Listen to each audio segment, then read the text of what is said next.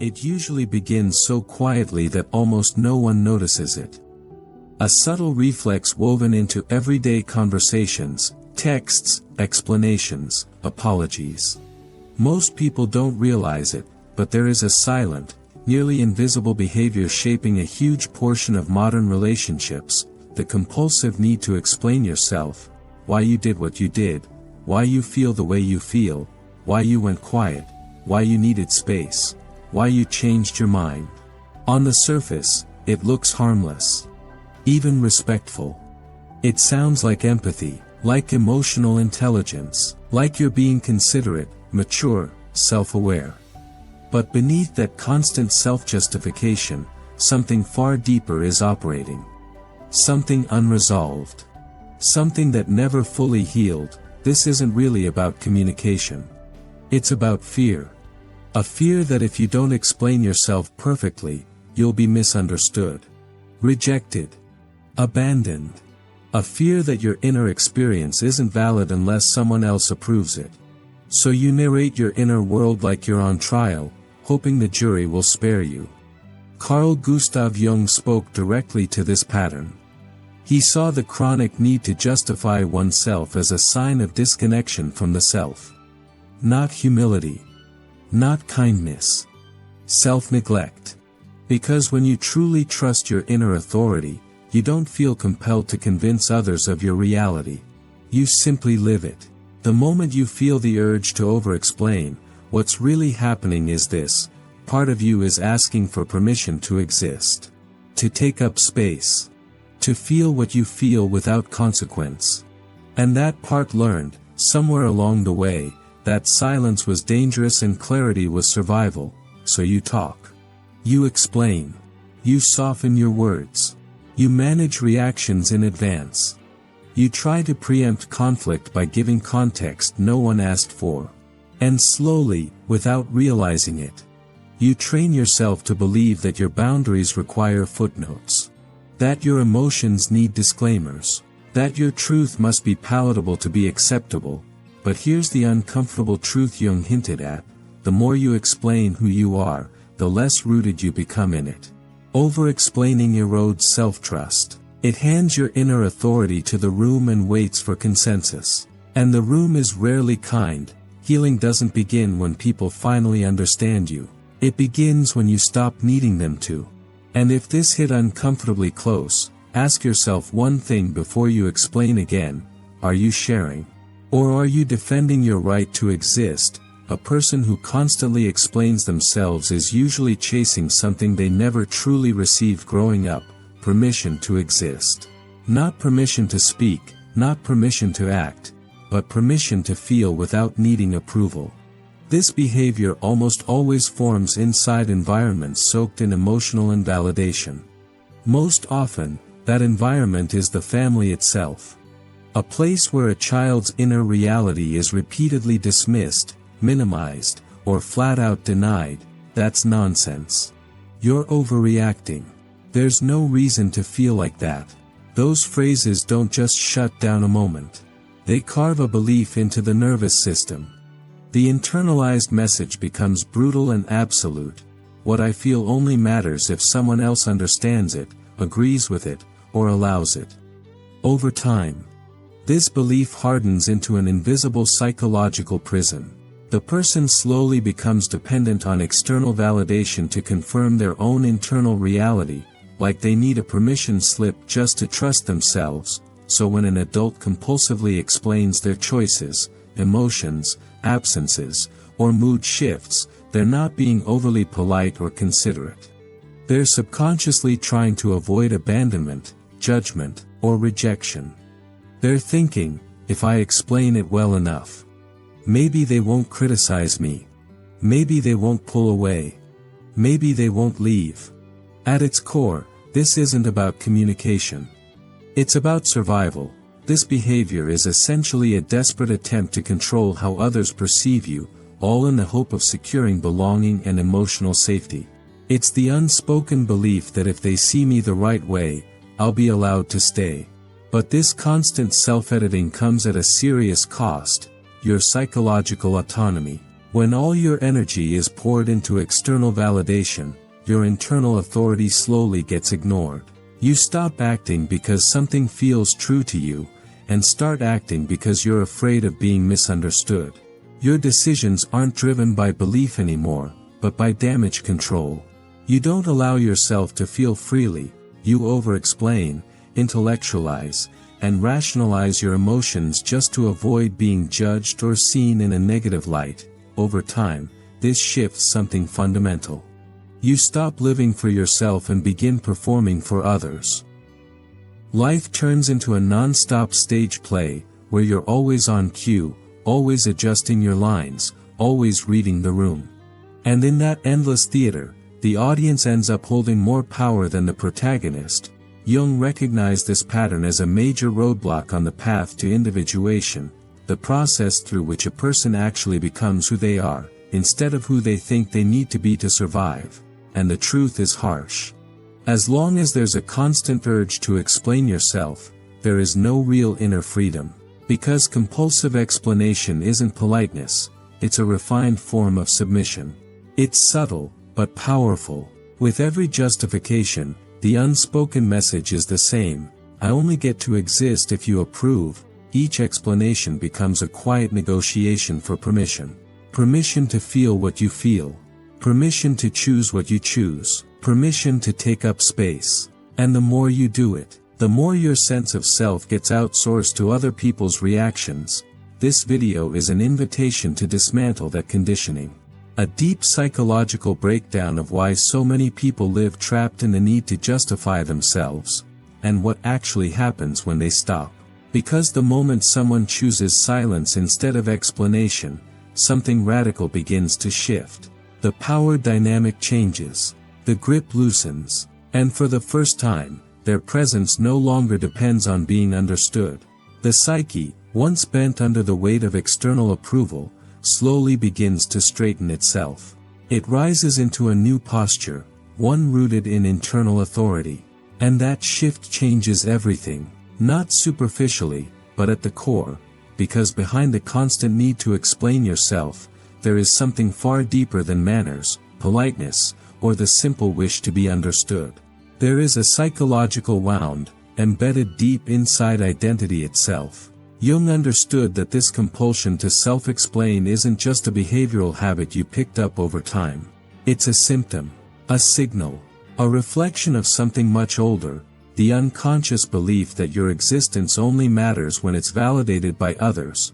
This wound forms early, usually in childhood, especially in environments where a child's inner world is repeatedly dismissed. When a child expresses sadness and is told they're being dramatic. When they show anger and get labeled difficult, disrespectful, or too much. When they admit fear and are met with sarcasm, shame, or eye-rolling instead of safety. Over time, the message sinks in quietly but brutally: what I feel is wrong. They grow up thinking, I can only trust how others see me. Over time, the kid develops this low-key survival hack, trying to be understood just to feel safe. They figure out that if they can explain what they feel properly, maybe they won't get punished, ignored, or laughed at, and just like that, a pattern takes root, a pattern that follows them into adulthood. Suddenly, every emotion, every choice, every little reaction feels like it needs a solid justification, as if you need to argue your right to even exist and feel. At the heart of this wound, the loss of internal authority. You no longer trust your own experience to be valid. Instead, you depend on how the world reflects you back to decide whether what you feel even matters. This creates a subtle but powerful state of submission. Your self-esteem isn't built from within, it's patched together from the reactions, nods, or critiques of others. And here's the kicker: this happens without you even realizing it. Most people stuck in this loop don't see that they're constantly hustling to convince others, convincing them that their feelings are reasonable, their decisions make sense, their actions have a motive. But behind every explanation, there's always this low-key fear, the fear of getting rejected just for being yourself. Jung pointed out that at some point, everyone's gotta face this inherited internal setup. Until you do, you're basically running on autopilot, living by the rules, judgments, and expectations of others. Stuff you absorbed from parents, teachers, or even religious figures back in the day. The result? You end up being a reflection of what others would approve of, not who you actually are. So all that compulsive self-explaining, it's really just a form of self-abandonment.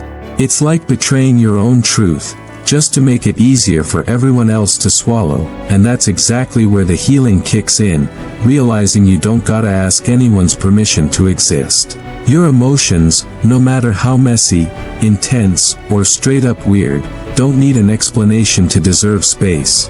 But let's be real, this awakening, it ain't painless. When you start shutting down that constant urge to justify yourself, the silence that hits can feel unsettling. It exposes the void left by never having built your own internal authority, and that's exactly what Jung was talking about when he laid out one of the key pillars of his psychology, the building of internal authority.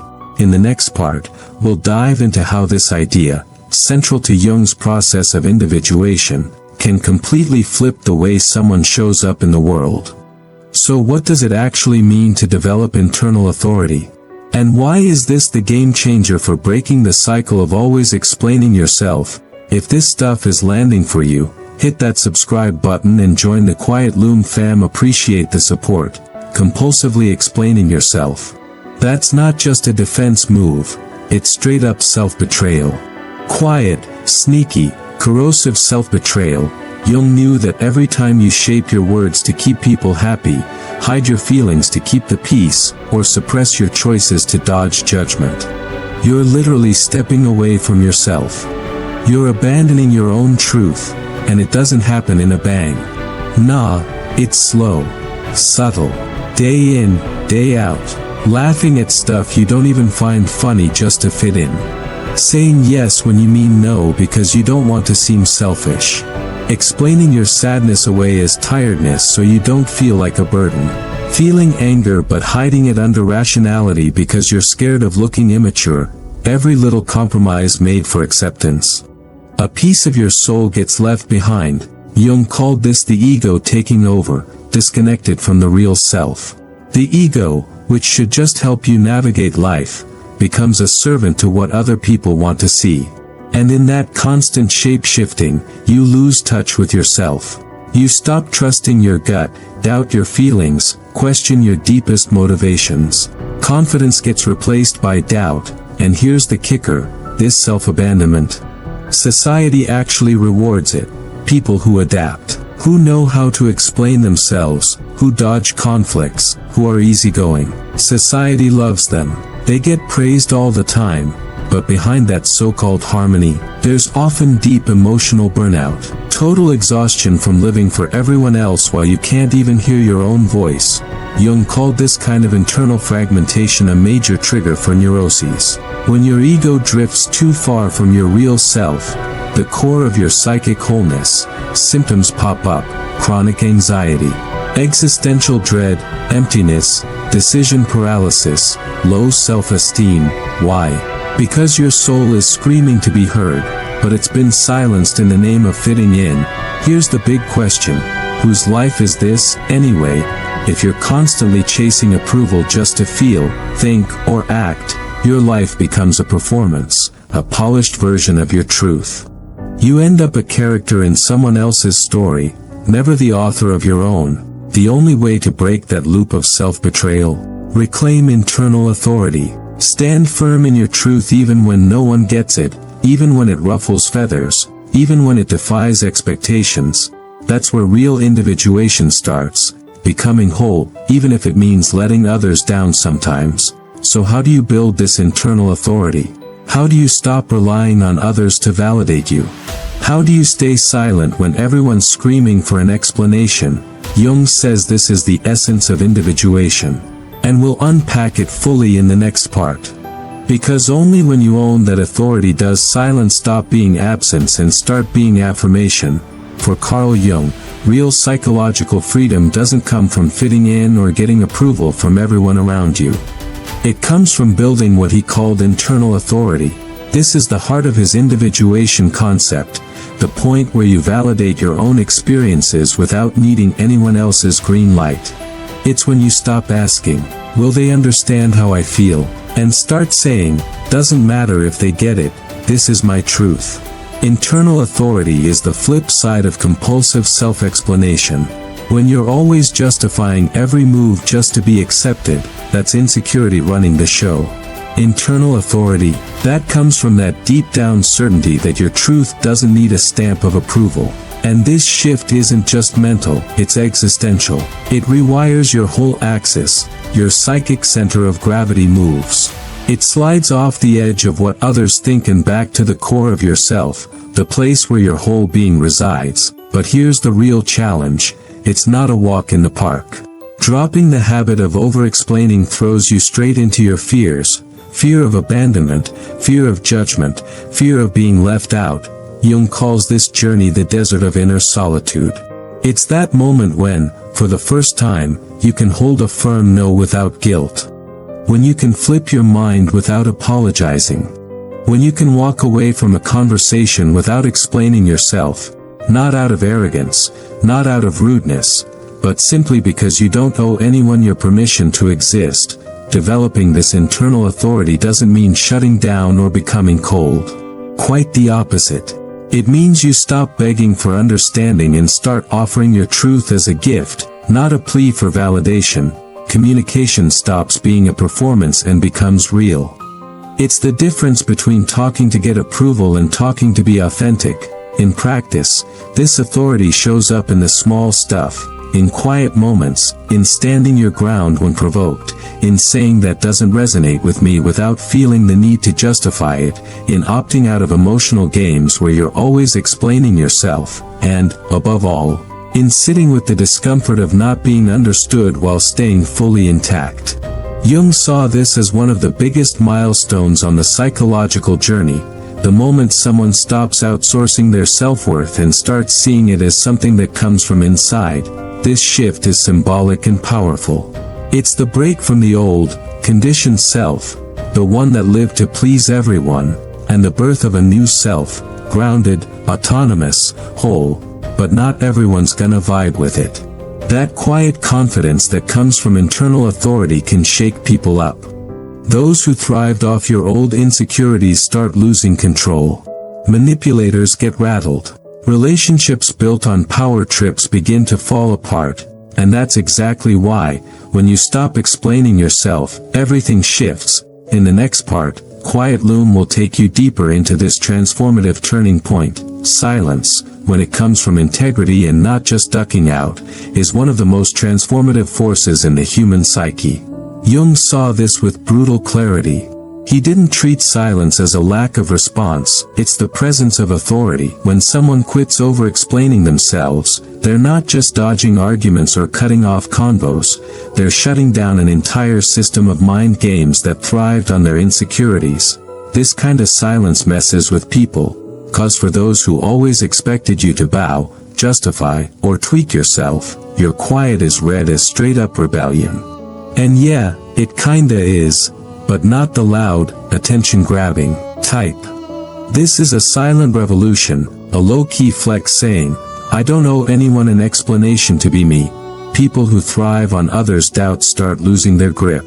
Emotional manipulation only works if there's a hint of vulnerability, fear of being misunderstood, ditched, or disappointing someone.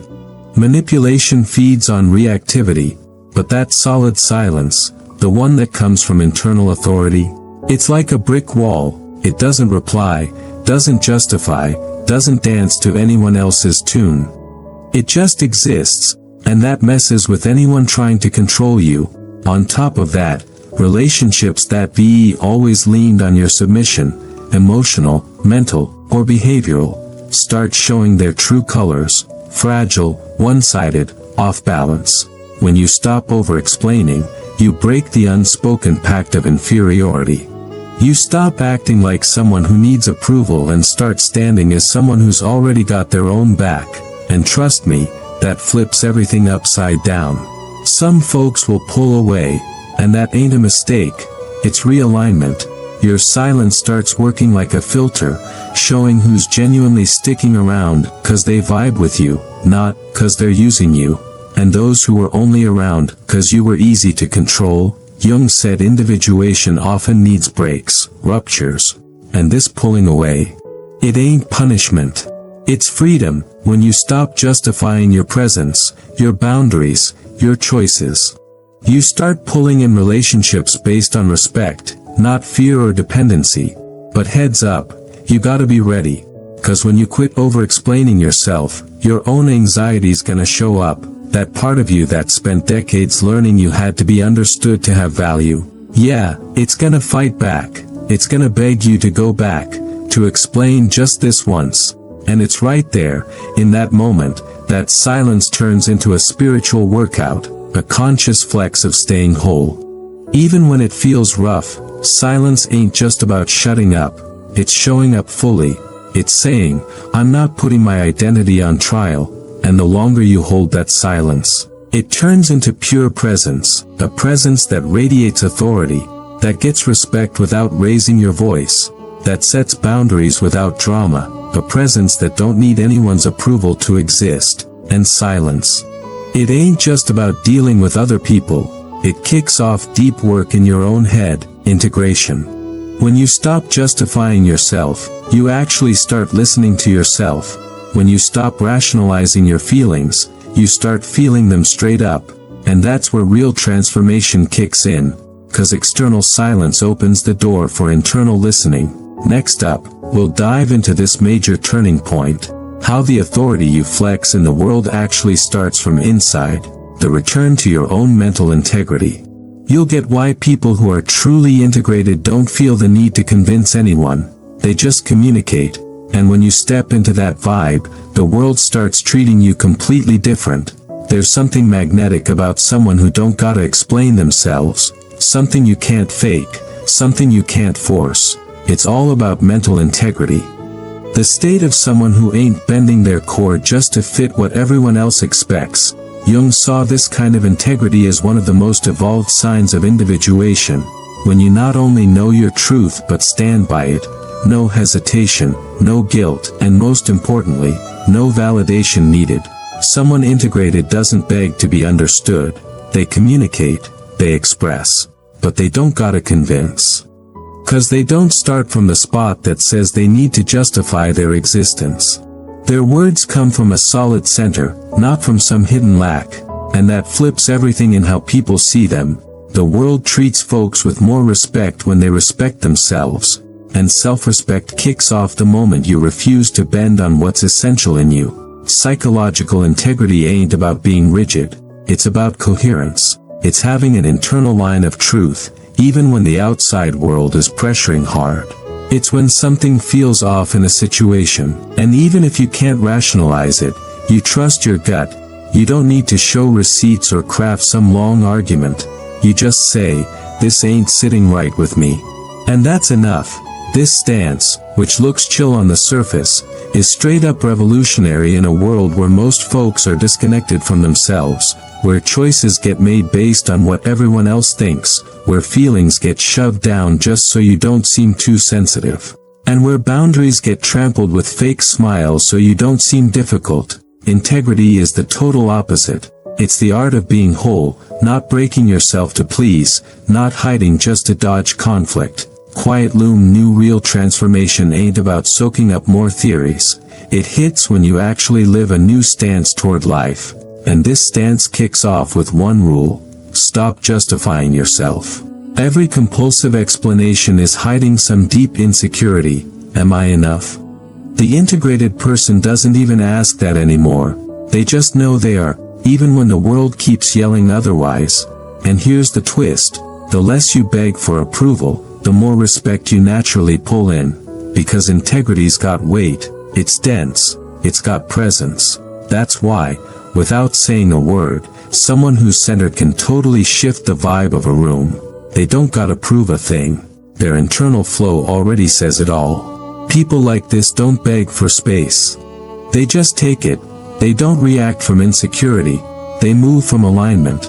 But here's the key: This kind of integrity only pops up when you stop betraying yourself, stop twisting yourself just to fit in, when you give yourself the green light to feel, choose, act, even if nobody else gets it. It takes practice, it takes presence, it takes knowing yourself, but most of all, it takes the guts to own your existence. No blaming others, no outsourcing your value, and when this integrity locks in, the impact is deep, and when this integrity locks in, the impact is real. Relationships shift, the way you roll professionally changes, your self-view gets sharper, anxiety chills out, that need to micromanage what others think. Gone, because you stop living to be understood and start living to be real. But there's something even deeper, something that hits not just how you vibe with the world, but what you radiate. When you stop justifying yourself, you start radiating a new energy. The energy of someone running their own show, and people around you pick up on it, even if they don't know why. This is the invisible shift. The world starts seeing you as someone who doesn't negotiate. In the next and final part, we'll break down how this psychological integrity flips your relationship with the outside world. How, without uttering a single word, you start commanding respect that once felt out of reach. And once this integrity clicks in, the effects hit hard. Relationships shift, the way you flex professionally changes, your self-perception gets way clearer, anxiety chills out, that urge to control what others think, poof, gone, because you stop living to be understood and start living straight up true. But there's an even deeper layer. It's not just about how you deal with the world, it's about the energy you start radiating. When you quit justifying yourself, you start giving off a new vibe, the energy of someone fully in control of their own life. And everyone around you picks up on it, even if they can't put a finger on why. This is the invisible shift. The world starts seeing you as someone who doesn't bend. In the next and final part, we'll dive into how this psychological integrity flips your connection with the outside world. How, without saying a single word, you start earning respect that once felt impossible. And for yourself, the whole world starts vibing different around you. When someone stops explaining themselves, everything flips, not just inside, but in the space around them. It's like a new frequency is dropping. You're no longer saying, "Please get me." You're radiating, "I know who I am, and I don't need your permission." And the world? It can't help but react. Jung knew the human psyche moves on energy, presence, structure, not logic or endless explanations. The person always trying to be understood? They're putting out submission, doubt, the one who quits explaining themselves. They're sending strength, clarity, authority. And nah, this ain't about arrogance. It's about finally being whole. People start hearing you differently. Unbalanced vibes in relationships, they just don't stick anymore. Patterns where you were predictable, easy to push around, or always bending, they just crumble. Not 'cause you fought, but 'cause you're no longer playing that role. Silence shifts the whole relationship game, 'cause it says what you used to beg for without words. It's like, "I'm not here to be shaped, I'm here to exist." And from there, you start pulling in different energy, deeper connections, realer vibes, aligned with who you actually are. Respect starts inside, and the first move is straight up, stop justifying your existence. But yo, this journey demands presence. When doubt hits, that urge to explain yourself will try to sneak back in. It'll feel safer to please, easier to fold. And in those moments, you gotta remember. Every time you zip it instead of explaining, you're locking in your own power. You're solidifying your integrity. You stake your place. Not as someone begging for space, but as someone who already knows they belong. So drop a comment. What's the explanation you keep repeating that deep down, you already know you don't want to give anymore? Maybe it's about your emotions, your boundaries, your vibe. Write it down. This ain't just venting. It's a turning point. And if this hit you or shook something loose, don't keep it to yourself. Smash the like, share it with those who over-explain, and subscribe to Quietloom. The next video? Crucial for this journey,